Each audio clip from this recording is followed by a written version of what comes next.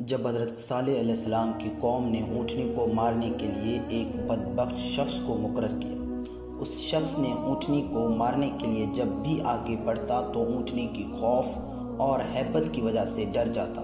اب آگے۔ السلام علیکم، میں ہوں محمد یوسف اور آپ دیکھ رہے ہیں یوسف براڈ کاسٹ۔ بسم اللہ الرحمن الرحیم۔ رب اشرح لی صدری یسر لی امری واحلل عقدۃ من لسانی یفقہوا قولی۔ جب اس شخص نے اونٹنی کو آگے سے مار نہ سکے تب وہ 9 سردار بیٹھ کر سوچنے لگے کہ اس اونٹنی کو کیسے مارا جائے۔ تب سب نے مل کر یہ فیصلہ کیا کہ کل صبح کو ہم اس جگہ چھپ جائیں گے جہاں پر سے وہ اونٹنی گزرتی ہے۔ پھر وہ بدبخت شخص اپنے تلوار کے ساتھ اسی راستے کی جھاڑی میں چھپ گیا جہاں سے وہ اونٹنی گزرتی۔ جب اس شخص نے دیکھا کہ اونٹنی آ رہی ہے تو اس شخص نے آگے بڑھ کر اس اونٹنی کے کونچے کاٹ دی۔ اونٹنی کے دونوں پاؤں کے کونچے کاٹے تو اونٹنی آگے نہ بڑھ سکی اور خون کے فوارے نکلنے شروع ہو گئے۔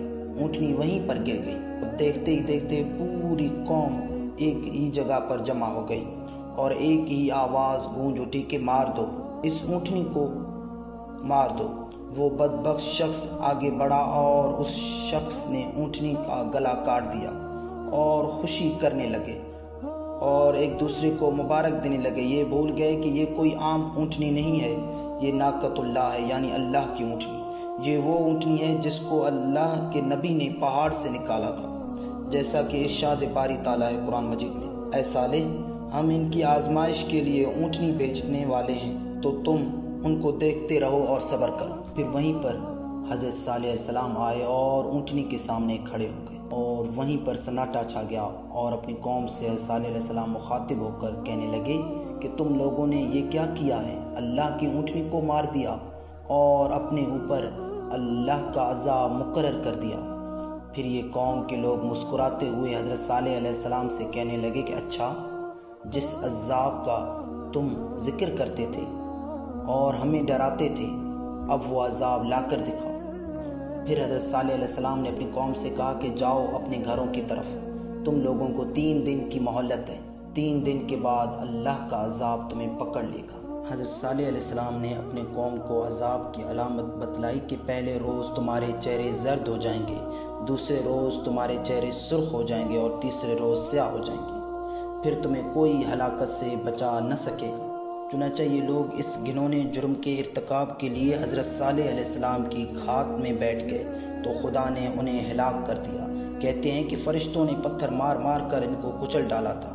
ان کی لاشیں دیکھ کر لوگ بھڑک اٹھے اور فوراً حضرت صالح علیہ السلام کو ان کا قتل قرار دے دیا اور بدلے میں انہیں قتل کرنا چاہا تو دوسرے سمجھدار لوگوں نے ایسا کرنے سے منع کیا کہ ہمارے پاس اس بات کا کوئی ٹھوس ثبوت نہیں، ہم پہلے ہی ایک جرم کر چکے ہیں اور اس پر ہمیں عذاب کی دھمکی بھی مل چکی ہے، اب یہ دوسرا جرم نہ کرو۔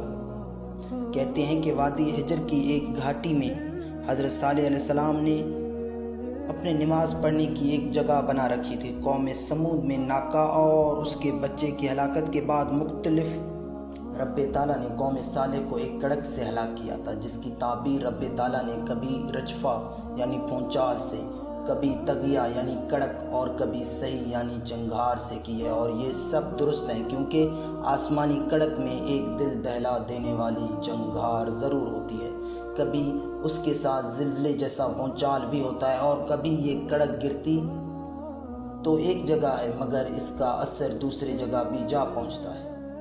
اللہ تعالیٰ نے قرآن مجید میں ارشاد فرمایا ہے، ترجمہ، تو دیکھ لو کہ ان کی چال کا انجام کیسا ہوا، ہم نے ان کو اور ان کی قوم کے سب لوگوں کو ہلاک کر ڈالا۔ ایک مرتبہ حضور صلی اللہ علیہ وسلم نے حضرت علی سے فرمایا کہ علی، 2 لوگ سب سے زیادہ بدبخت ہیں، ایک وہ جو تمہیں نماز کی حالت میں شہید کرے گا، دوسرا وہ جو حضرت صالح علیہ السلام کی اونٹنی کو شہید کیا۔